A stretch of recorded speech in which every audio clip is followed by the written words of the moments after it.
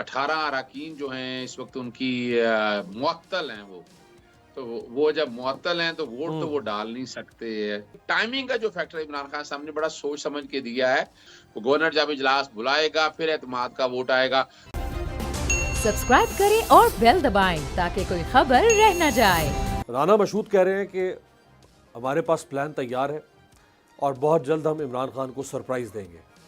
ऐसा क्या सरप्राइज़ हो सकता है आइनी और कानूनी तौर पर, क्योंकि शहबाज शरीफ भी ये कह रहे हैं कि हम इमरान खान का मुकाबला सियासी, आइनी और कानूनी तीनों तरीक़ों से करेंगे।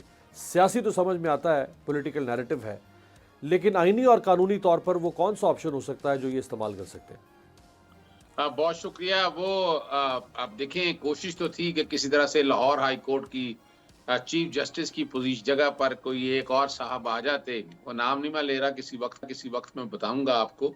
वो तो शायद सुनी ना जा सकी, लेकिन मैं दूसरी तरफ बता दूं आपको कि 18 अरकान जो हैं इस वक्त उनकी मुअत्तल हैं तो वो जब मुअत्तल हैं तो वोट तो वो डाल नहीं सकते।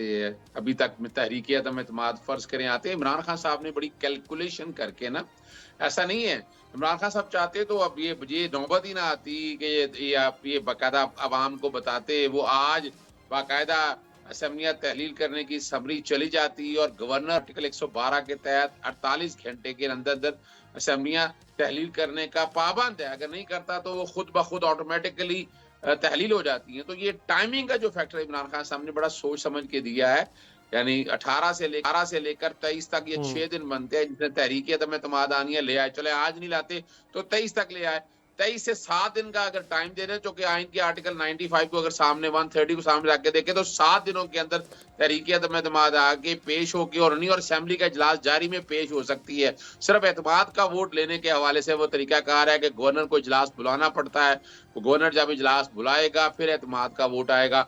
तो यहाँ ये जो ऑप्शन तहरीक एतमाद के हवाले से है वो तो मुझे नजर नहीं आती। और आइन के आर्टिकल 63 की इंटरप्रिटेशन ऑलरेडी हो चुकी है। ना वोट काउंट होना है बल्कि आप अपनी सीट से भी चले जाएंगे। अगर आपको हमारी ये वीडियो पसंद आई है तो लाइक पर क्लिक करें।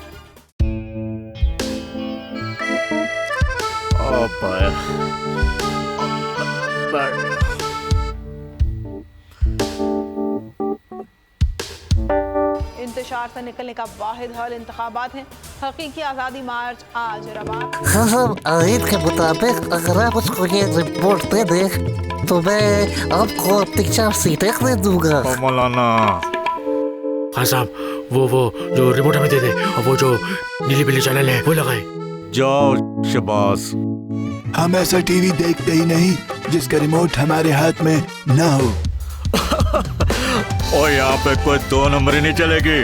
और हम कोई गुलाम है जो आप रिमोट मांगे हम दे दें? Absolutely not. यहाँ पे सिर्फ पाकिस्तान का नंबर 1 चैनल चलेगा, बोल, जो हकीकी सहाफत की जंग लड़ रहा है। पाकिस्तान के लिए कोई और नहीं, सिर्फ बोल खड़ा है। आप सब भी बोल देखें।